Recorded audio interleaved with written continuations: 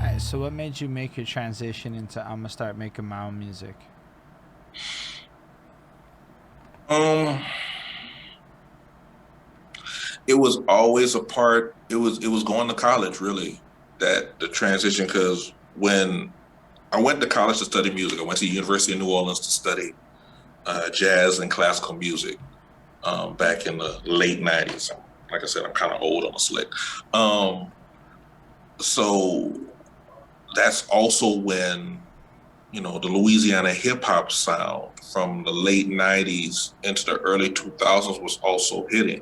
So that's when I started running into a lot of college students or people of that age who all want to be rappers and stuff like that. So reverting back to the cassette tape days, okay, well, I'm gonna get a computer. I've always made music. I'm a musician myself, so I'm gonna continue to just try to make beats and instrumentals or what may have you, and I'll record some people towards some stuff.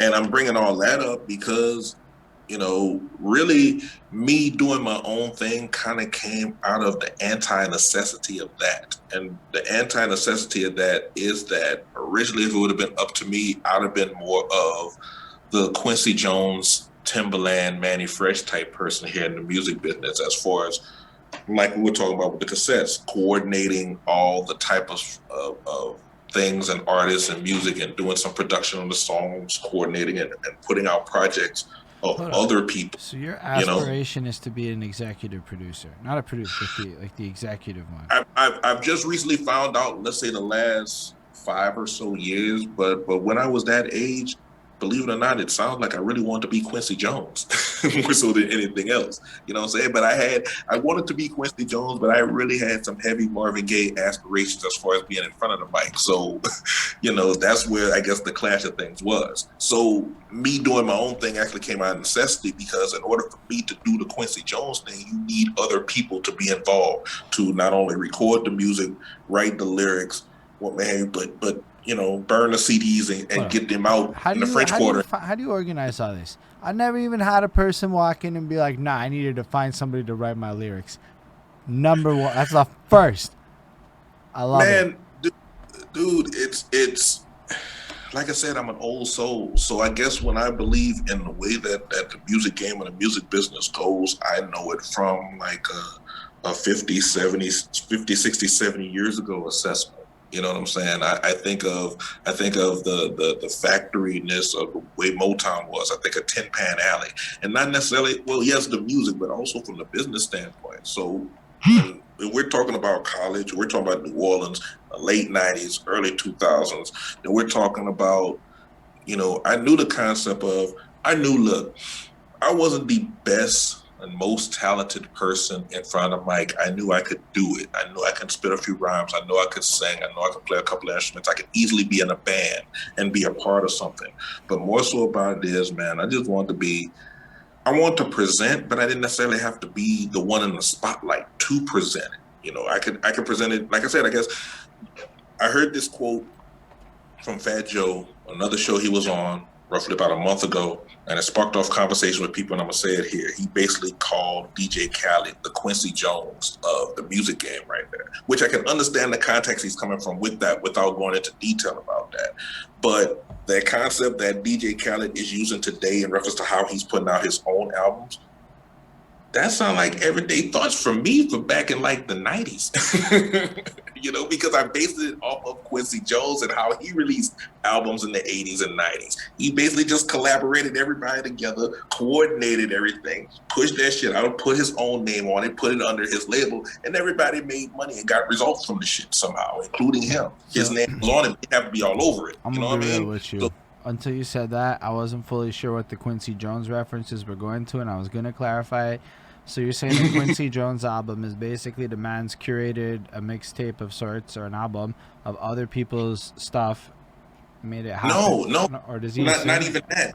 No, it's more so the reason why I can relate to both what was said about DJ Khaled about Quincy Jones and Quincy Jones' career and how I tie it over towards myself is that when you think of, let's say, a DJ Khaled album, we know today Khaled can have maybe something to do with the production of it. He might have something to do with the arrangement of the given songs. He's going to have something to do with the track listing of the stuff. He's going to have something to do with what producers do what. He's going to have something to do with getting the artists together towards it.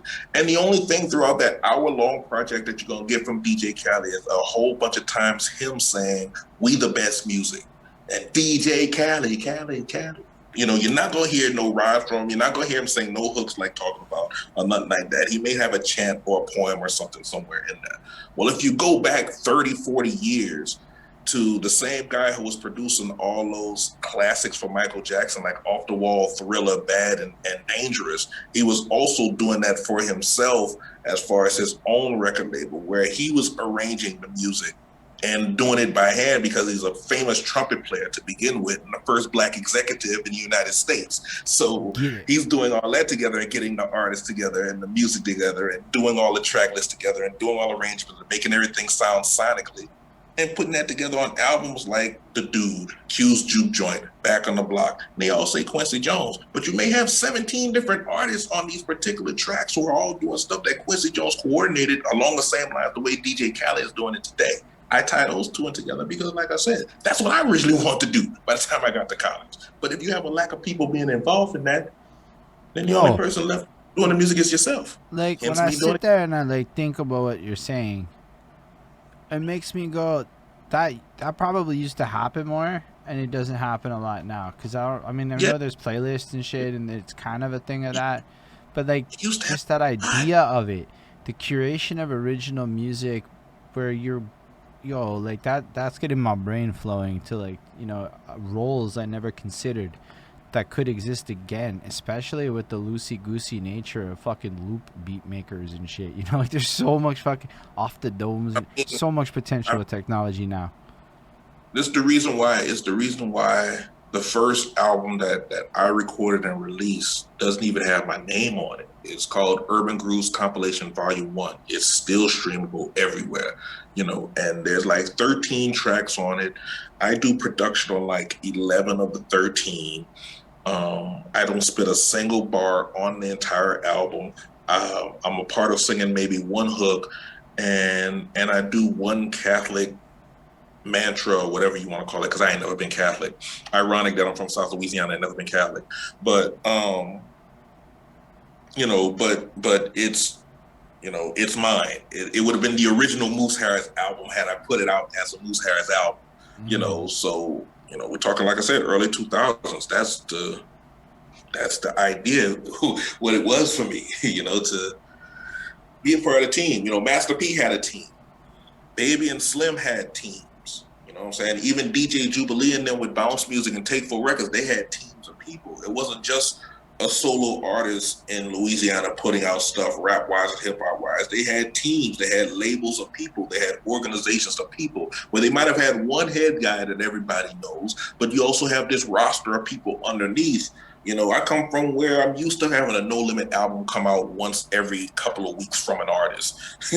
You know what I'm saying? I'm used to knowing the history of Cash Money Records before 400 Degrees and know how many artists released albums actually on Cash Money Records in the 90s.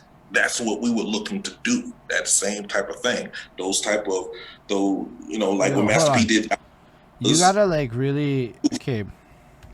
You're going into an interesting direction of music ownership and independence, because Master P's significance to music is just not talked about that much on my show, at least. Probably because I don't talk to a lot of people from your part of town who are growing up with this. That's probably it is, because yeah, the South. When Andre 3000 at that Source Choice Awards said the South had something to say, he wasn't lying. But what he really should have said is that the South had been saying a lot. Y'all forgot about that shit. I love that line that he said, to be honest. But